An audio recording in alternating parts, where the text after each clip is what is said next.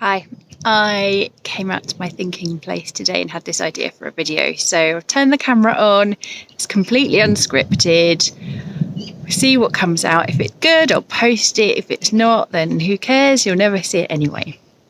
What I wanted to talk about is the pairing of a fear of conflict and low self-worth, and how damaging and difficult that pairing can be.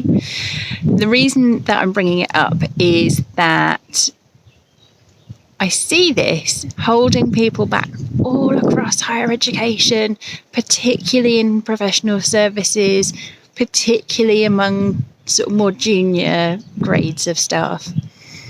And I think it's really important, and it is really beneficial when you can unravel some of this stuff. So this is a whistle-stop tour into some thoughts about it. The first thing I wanted to say is I really recommend that you get very clear and granular with yourself about what is it about conflict that upsets you. And the reason I say that is because for me, when I did this work, I realised actually it's not a whole-scale conflict that I'm upset by. It's shouting and aggression that I'm upset by.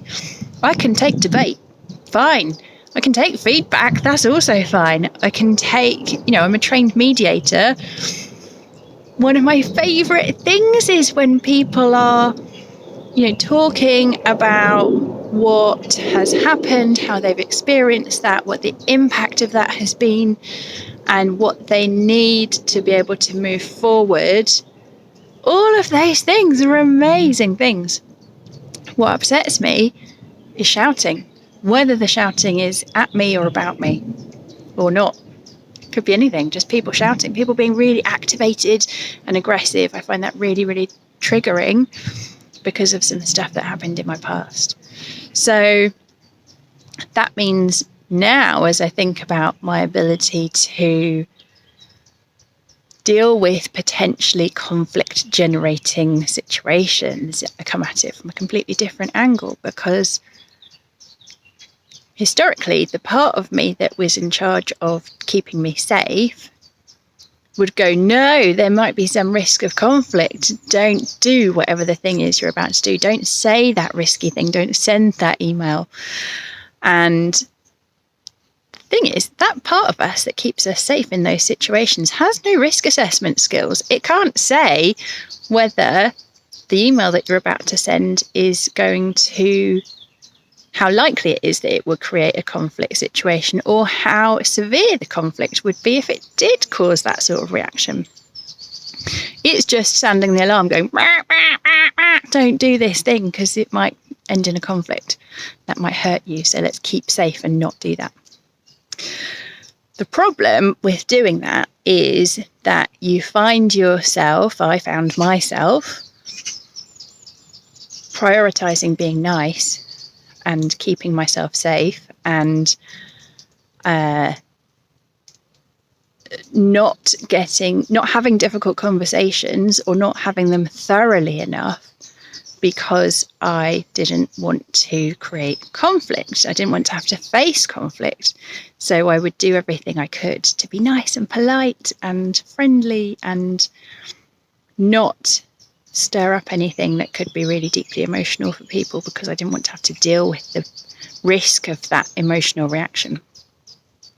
So that's one part of it. And you see this showing up in the workplace, where people are, tolerating bad behaviour from other people, not setting boundaries for themselves, not speaking out on other people's behalves, particularly for those of us who, like me, I'm white, female, straight, middle class, have loads and loads and loads of privilege, but I wasn't speaking out about things that I saw because I wanted to be nice. And, there's a whole lot of shame about that.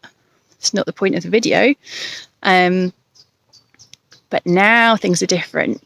And the reason is, firstly, like I said, I've got really granular in my understanding of what it is that I dislike or that I can't tolerate. And secondly, because my self-worth is loads higher. And what I realised is actually by having a low self-worth, I was internalising that sense of conflict. So inside myself, I was like, this stuff that's going on is really against my values. It's not about being respectful.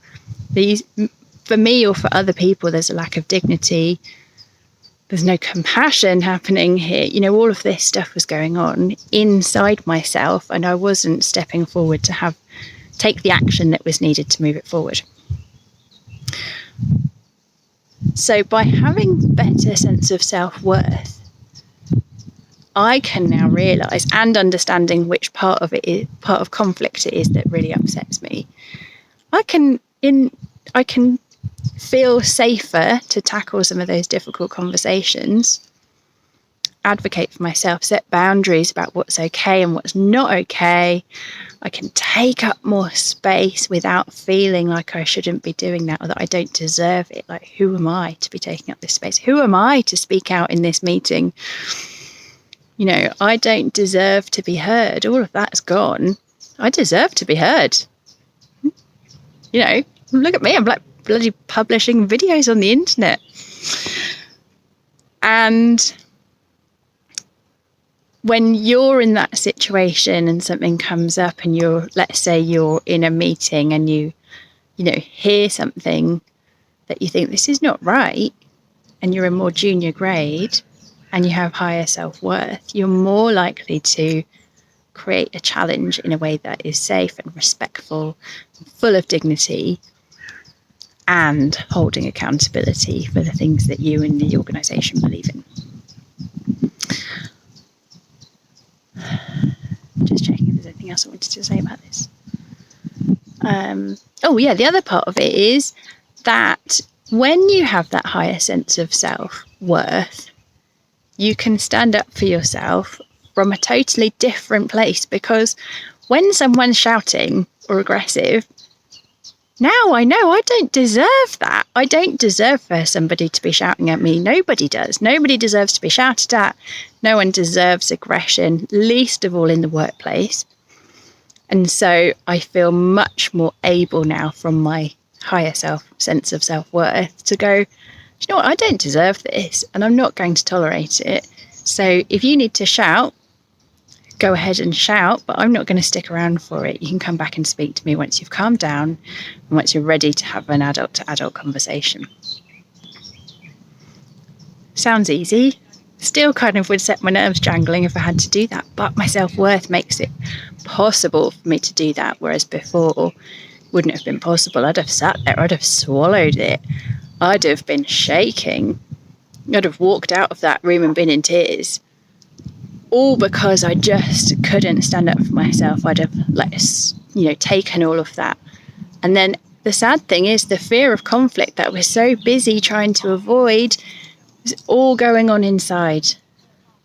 So now, higher self-worth, I can stand in my integrity. I can know that I'm representing myself well, that I'm looking after myself and other people, and that things can be difficult.